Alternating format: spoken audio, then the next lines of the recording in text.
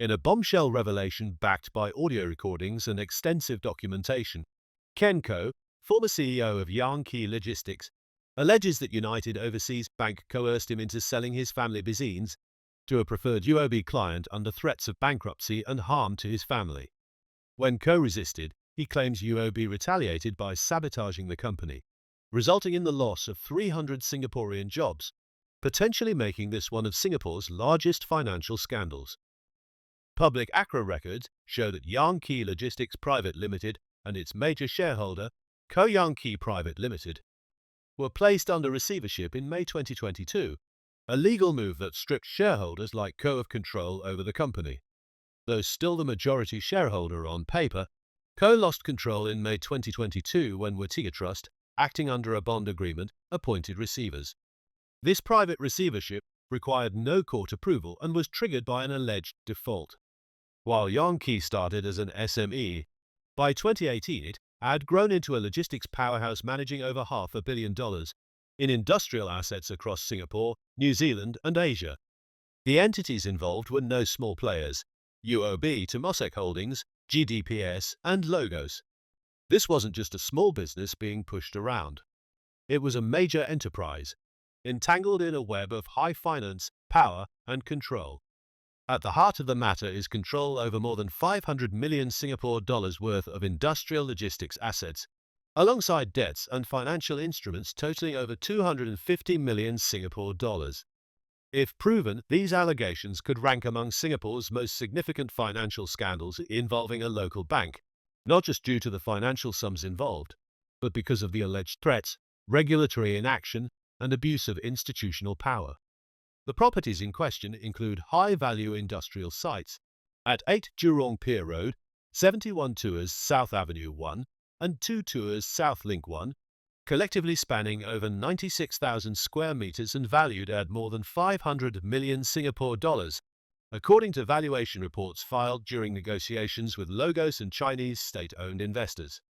ACRA filings further reveal that the Yang Kee Group had over 265 million Singapore dollars in registered charges with DBS Bank alone, and an additional $42 million under convertible bond arrangements with Wetiga Trust, which is linked to UOB. These figures are the immense financial entanglements and institutional exposure involved.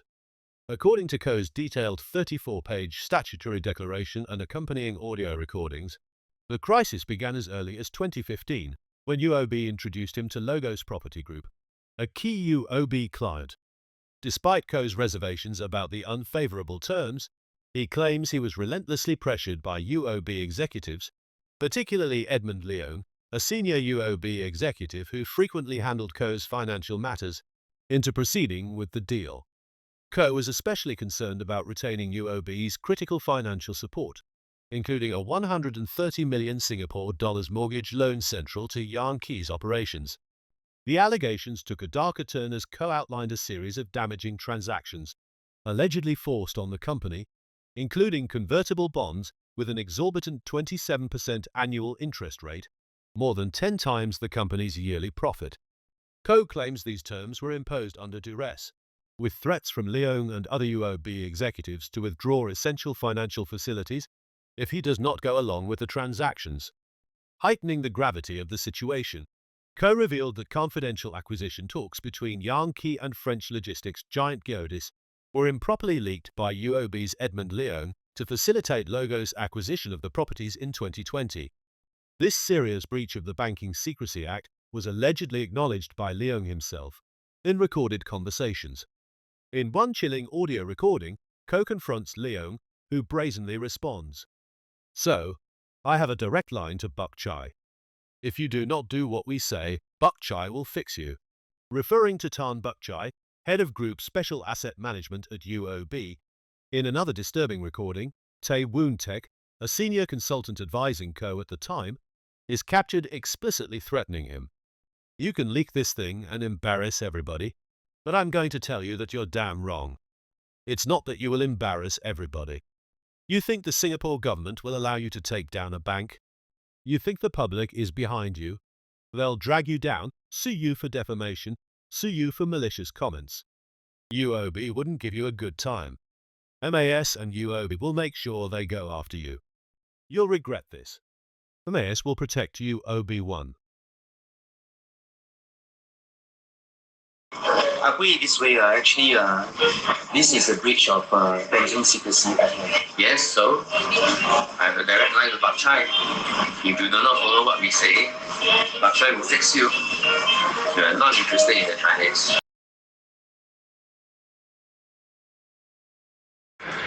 Okay, first and foremost, Kunte, I'm not threatening you. No. I don't want you to get a wrong impression. No, Ken, I know you well. I don't think that you're threatening me, but I think you are very confused. You don't like to hear what I want to say. It's okay, but you're very confused. If you think that actually it's your right, you can make this thing and embarrass everybody. I'm going to tell you you're damn wrong. You're damn wrong, okay? It's not that you embarrass everybody, right? You will not. You think Singapore government will allow you to do that? When you try and take down a bank, take down logos, no. Be clear with yourself. You think Singapore government is behind you? You think the public is behind you? It's not like that. When the time comes, they take you down and they will sue you for defamation. They'll sue you for all the malicious comments. UOB will give you a good time. Locals will give you a good time. My point is, MAS and UOB will make sure that they will go after you. You will regret this. MAS will protect UOB, right? Look, Edmund has to talk to the Chinese. They want to buy out the bonds. Ken, Edmund will not talk to the Chinese. There's nothing he can do about it.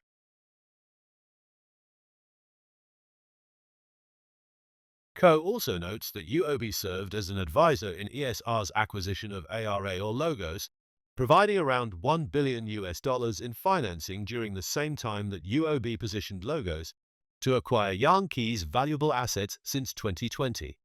When Co approached DBS Bank, Temasek Holdings, and GDPS for investment into Yang Kee Group, a formal offer was made to buy out UOB and Logos.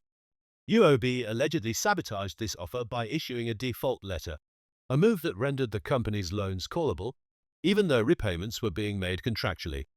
This tactic, Co claims, effectively blocked any potential rescue. When another potential rescue deal emerged with GDPS, Co says UOB systematically undermined negotiations, pressuring suppliers, customers, and employees to distance themselves from Yang Kee, cutting off all paths to recovery. Though still publicly listed as a major shareholder via Co Yang Kee Private Limited, ACRA documents confirm the company has been under receivership since May 2022, rendering Co effectively powerless.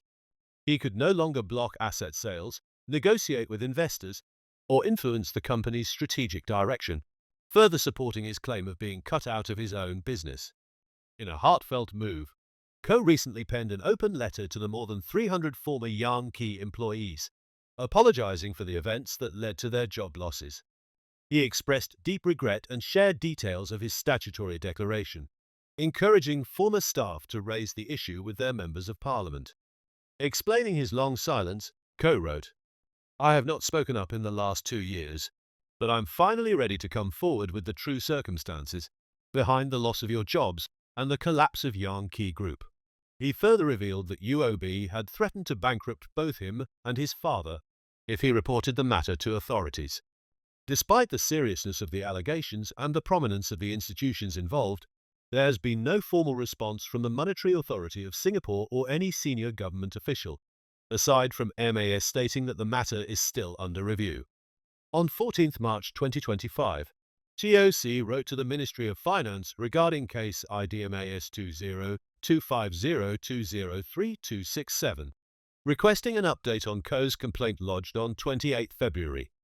A follow-up email was also sent to 4 cabinet ministers, including Deputy Prime Minister Gan Kim Ying, who also serves as the chairman of the Monetary Authority of Singapore.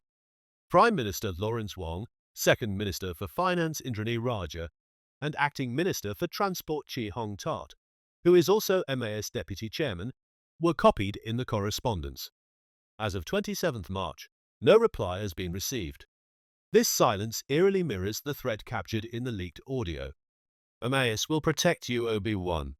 The absence of a response raises serious concerns about regulatory accountability and appears to validate Ko's fear that no action would be taken, no matter how damning the evidence. In response to TOC's queries regarding Ko's allegations, a UOB spokesperson stated, "Upon receiving the complaint, we reached out to Mr. Ken Ko on several occasions to request supporting materials. However, he has declined to provide them. The sale of Yang Kee Group's assets was conducted professionally by court-appointed receivers, in accordance with legal processes. Our internal investigation found the 5 allegations to be baseless and without merit. This rebuttal comes despite Ko having submitted the requested documentation and details of the audio recordings to the bank. TOC has contacted all involved parties, including UOB, Logos, and the individuals named in the allegations, requesting their responses. Most have not replied or provided comment." In a formal letter dated 10th March 2025, Ko appealed to President Tharman Shanmugaratnam, Singapore's head of state and former chairman of the Monetary Authority of Singapore, calling for the formation of a committee of inquiry to investigate regulatory lapses and UOB's alleged misconduct. As of 27th March, Ko has not received a response from the President's office. Ko argued that the allegations, including threats, collusion, obstruction of refinancing, and breaches of banking secrecy, warrant an independent, public investigation rather than a closed-door review. "These are not just cases of corporate mismanagement," he wrote. "They represent a deliberate and coordinated effort to sabotage a Singaporean company, depriving hundreds of employees of their livelihoods." In his letter, Ko expressed his willingness to present his statutory declaration, audio recordings, and supporting documentation as evidence. He also stated that he is prepared to testify under oath before a public inquiry and assist in identifying others who may have experienced similar misconduct. He emphasized that only a committee of inquiry would have the authority to compel all parties to testify under oath, independently scrutinize the actions or inaction of the Monetary Authority of Singapore, and begin the process of restoring public trust in Singapore's financial system. "Singaporeans deserve to know the truth," Ko concluded, "and our institutions must serve the people, not the privileged few."